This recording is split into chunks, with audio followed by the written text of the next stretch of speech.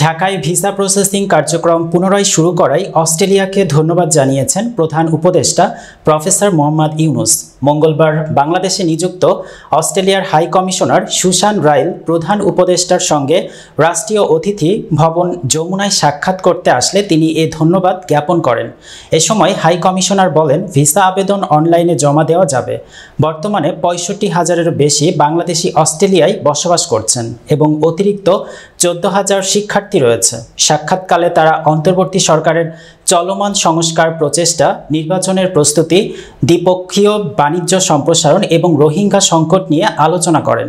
প্রধান উপদেষ্টা প্রফেসর ইউনুস তার সরকারের সংস্কারের উদ্যোগের কথা তুলে ধরে বলেন, বিশৃঙ্খল সময়ের পর আমরা বেশ কয়েকটি গুরুত্বপূর্ণ পরিবর্তনের মধ্য দিয়ে যাচ্ছি। তিনি বলেন, আমাদের ফোকাস রয়েছে সাংবিধানিক, বিচারিক ও প্রশাসনিক সংস্কারে। এগুলো একটি শক্তিশালী বাংলাদেশ গড়ার ভিত্তি।